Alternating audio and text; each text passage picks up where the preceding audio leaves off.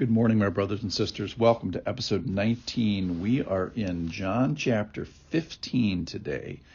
We're on a chronological walk through the life of Jesus, and we're just following up after the Last Supper, or the First Supper, if you will. And Jesus is on his way to suffering and crucifixion and burial in what we are calling the Great Week. But also, it's really the great day. It's a 24-hour period that goes from the Passover supper until he is buried. That's a 24-hour period. And the when part about this belies the importance of this. These are what we're going to talk about today is something that Jesus wants us to know. So we should well pay attention. Don't ignore this. Now, the where part of it starts in John chapter 14, verse 31, where Jesus says, "Rise, let us go from here." So they're leaving the Last Supper, they're leaving the upper room, and they're going on a walk. And they're heading to Gethsemane, and along the way, this happens. The teaching happens here today. So this is one of the mobile lessons of Jesus. The where part about it is along the way. And it's the farewell discourse. These are the last thing that Jesus wants us to know. So it just sobers us so much to hear the setting that this is given. So here's the teaching, John chapter 15. I am the true vine, and my Father is the vine dresser. Every branch in me that does not bear fruit, he takes away. And every branch that does bear fruit, he prunes, that it may bear more fruit. Already you are clean because the word that I have spoken to you. Abide in me, and I in you. As the branch cannot bear fruit by itself unless it abides in the vine, neither can you unless you abide in me.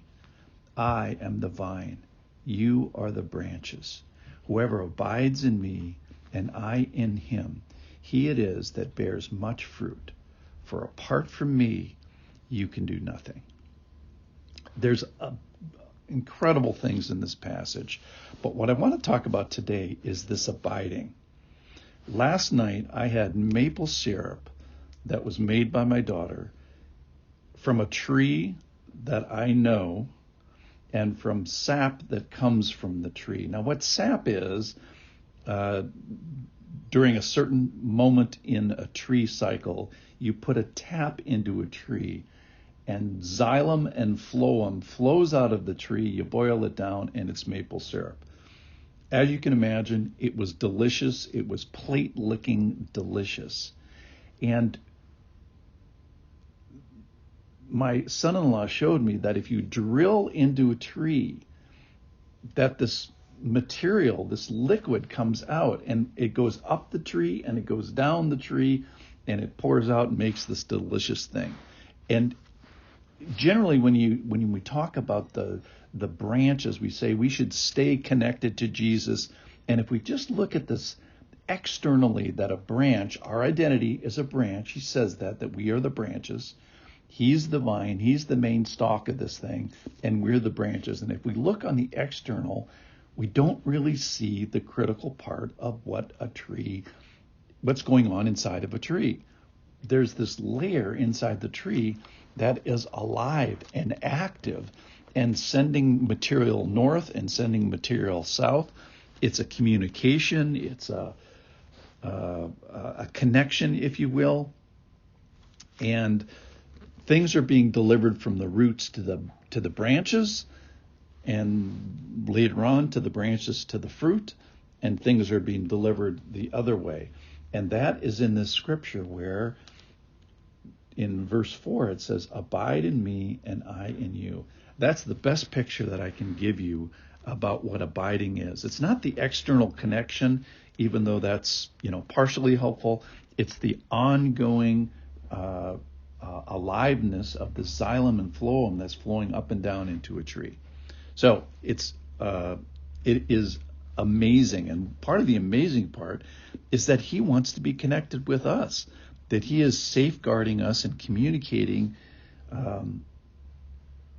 internally, if you will.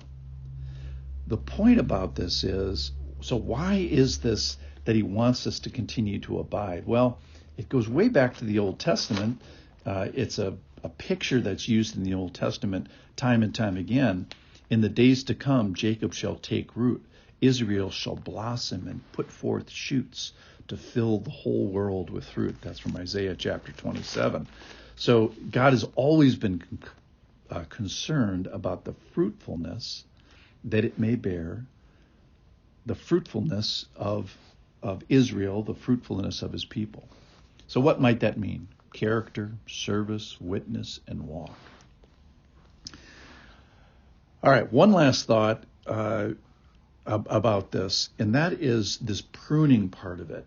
So the where part is on the way. The when part is in the last 24 hours of Jesus' life. The why part is that we may bear. Sort of the how part is this abiding, but also in the pruning.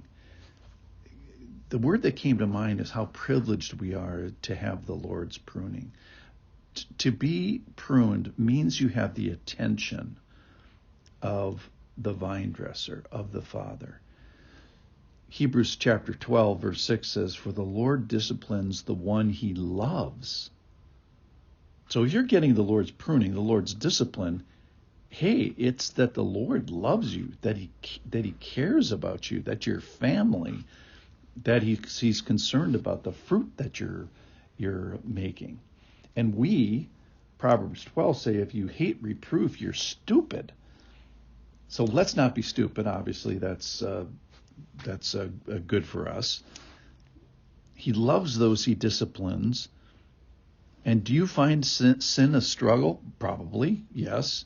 Then you're in a long line of faithful men and women who are being pruned. All right, so in conclusion, at least just for a first look at the vine and the branches, we need to stay connected, associated, and communicating with our main vine, which is Jesus. That's the abiding. That's the Xylem and the Phloem thing.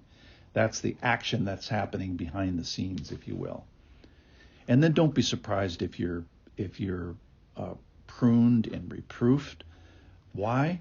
Because we're supposed to be bearing.